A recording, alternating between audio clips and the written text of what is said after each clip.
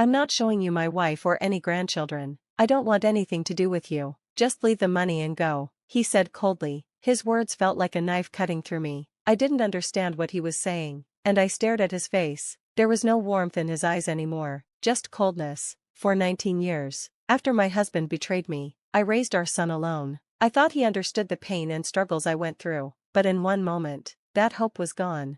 "Yes, because it's a contract. You'll be the one to pay," I said with a trembling voice. He looked surprised and confused. "A contract? What are you talking about?" he asked, his voice showing that he didn't understand. His confusion made something deep inside me stir. When my husband left me, I had to face life alone. I made a decision that day, a plan to protect my son from his father's bad influence. Now, that plan was finally about to happen. My name is Susan, and I have one son, Sam, who is my ex-husband Ken's biological son. When Sam was 1, I officially adopted him. I did this because without adoption, we wouldn't be legally recognized as parent and child. I wanted to make sure our bond was official. "Are you sure about this?" Ken asked, concerned. "I'm sure. I want to be Sam's mother and take care of him," I said. Ken seemed surprised but smiled and thanked me. We started our new life together. We weren't rich, but we were happy and peaceful. I still remember the first time Sam called me Mom. It felt like time stopped. Sam was usually quiet, so I thought it would take a long time for him to accept me. One evening, while I was making dinner, Sam came over and pulled up my apron. "What's wrong, Sam?" I asked. He looked like he wanted to say something but was unsure. I waited for him to speak. Finally, he said, "Mom." At first, I didn't believe it. I thought I had misunderstood, but when I looked into his eyes, I knew he meant it. "What did you just say?" I asked. He shyly repeated, "Mom." Tears filled my eyes. I hugged him tightly, feeling all my worries disappear, but that happiness didn't last. When Sam turned 1, Ken started changing. He came home late and seemed uneasy when he was around. One evening, as we sat at the dinner table, I decided to ask him about it. "Ken, you've been coming home late a lot. Is something wrong?" I asked, trying to stay calm. Ken looked at me briefly, then turned away. "Work's been busy, don't worry about it," he replied. "But you never used to be this late. Is there something you're not telling me?" I asked. "Nothing's going on," he said, his voice getting louder. My instincts told me something was wrong. "Are you sure? You come home late every night, and you're always on your phone. We need to talk about this," I said. "Just drop it. Nothing's going on," he snapped. "It doesn't feel that way to me. Is there someone else? Are you seeing someone?" I asked, my voice shaking. Ken glared at me angrily. "You're such a pain," he said. "There's someone else." Ken's words left me speechless. "What do you mean?" I asked, shocked. "I'm in love with someone else. I can't resist," he said. "What about Sam? What about our family?" I asked, feeling desperate. "Sam will be fine with you. I want to be with her," he replied coldly. "Are you serious?" I asked, tears filling my eyes. "I'm serious. I've made up my mind," he said, handing me a divorce agreement that he had already filled out. I stared at the paper, feeling numb. The next day, I filed for divorce. From then on, my life was all about Sam. I was determined to protect him from the pain Ken had caused. Even though we weren't rich, I didn't want Sam to suffer financially. I started studying real estate at night, hoping to build a better future for him. Eventually, I managed a small property. It wasn't much, but it helped us have some financial stability. "Mom, you're amazing," Sam said one day. Those words were all I needed to keep going. I wanted to be the kind of mom Sam could be proud of, but when Sam became a teenager, he started changing. He became rebellious and his attitude worsened. He started getting into trouble at school, and I was called in multiple times. "What's going on, Sam? Why are you acting like this?" I asked. He just answered coldly, "Whatever, leave me alone." One day, after another incident at school, I picked him up and tried talking to him. He stayed silent, staring straight ahead. When we got home, I couldn't ignore it anymore. "Sam, talk to me. What's going on? We're family, and we need to figure this out together." "Family? We're not even related by blood. What do you know about family?" he yelled. His words hurt me deeply. "Sam, I know we're not blood related, but you're my son. I raised you, and you mean everything to me." "Me? Shut up, hypocrite. Everything you say is a lie," he shouted, storming off to his room and slamming the door. After that, he wouldn't come out for days. I began questioning myself. Had Ken's leaving affected Sam more than I realized? Or was it my fault? Had I failed to show him enough love? No matter how much I wondered, I couldn't find the answer. Sam's behavior got worse. He started staying out late, and I lost track of how many times I had to pick him up from the police station. Each time, I kept telling myself things would get better, but deep inside, I was scared. It felt like I was losing him, but no matter how hard things got, I couldn't give up on him. He was my son, and I had to believe that one day, he would come back to me. By the time Sam graduated high school, his grades were barely passing. He wasn't interested in college or work. He spent his days playing video games and hanging out with friends. Have you thought about what you're going to do after graduation? I asked. I'll go to college, he replied, without much emotion. Really? Where are you going to study? I asked Sam, frustrated. I don't know, I just don't want to work, he replied nonchalantly. His attitude made me angry. You can't just go to college to avoid working. You need a plan. Whatever, you'll pay for it anyway. Isn't that your job? Sam said, not taking me seriously.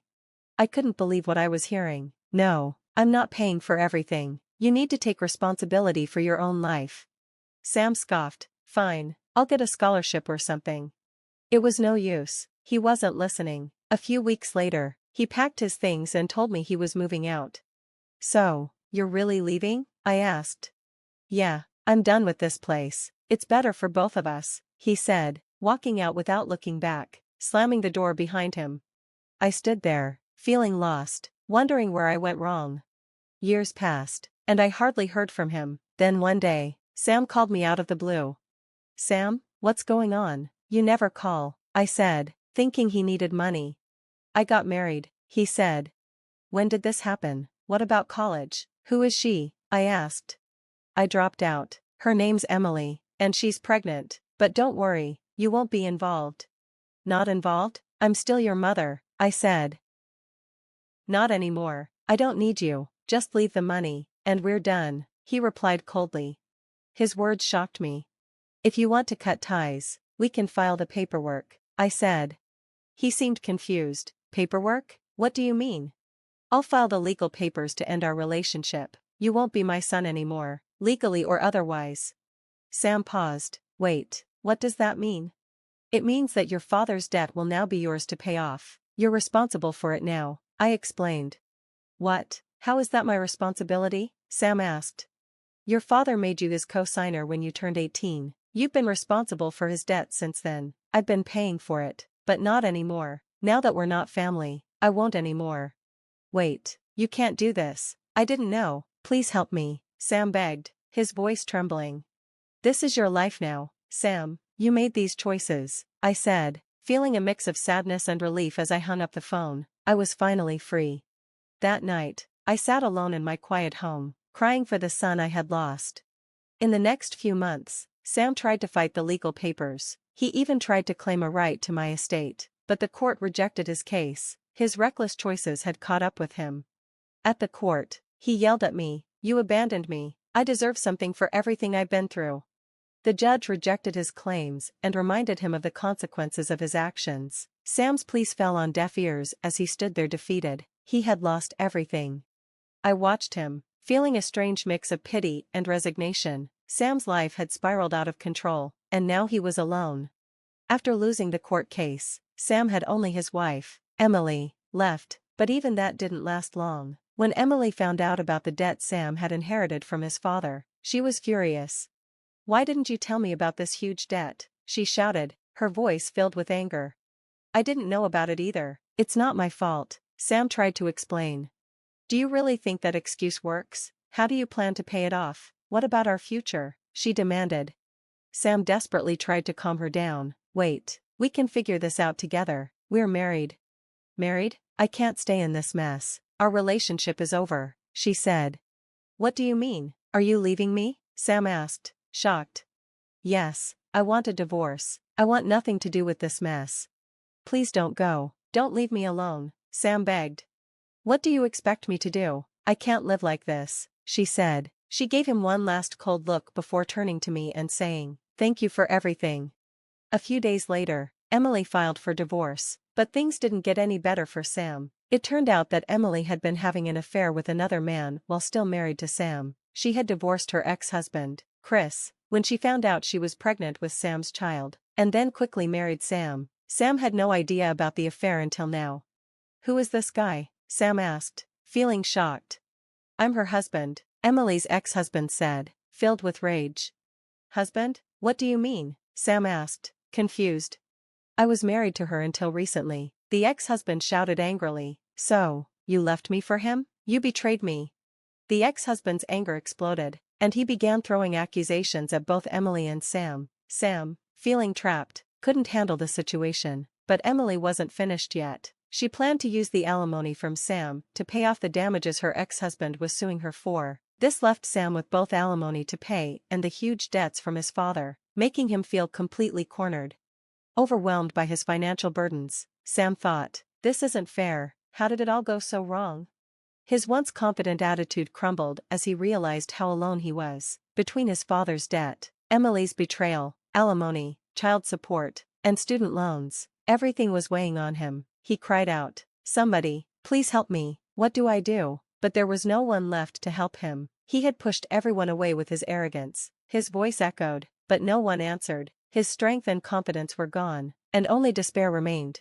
Watching him spiral, I couldn't help but think about the choices he had made. He had chosen this path, and now he had to face the consequences.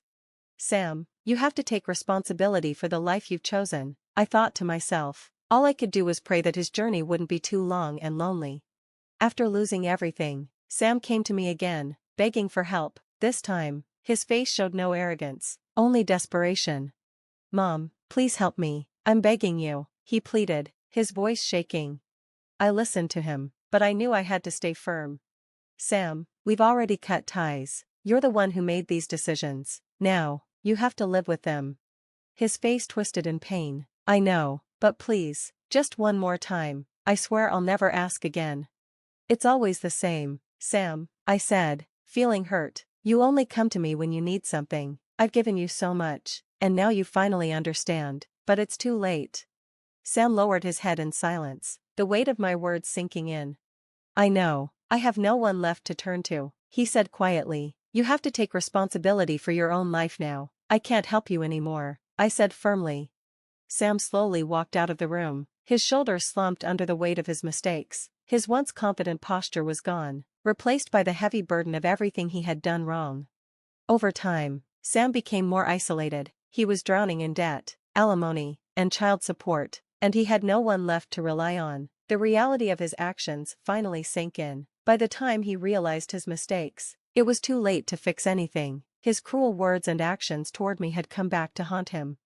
Meanwhile, I continued to succeed in my real estate investments. My life grew more prosperous and stable, and I earned the respect of those around me. The contrast between my life and what Sam had lost couldn't have been more clear.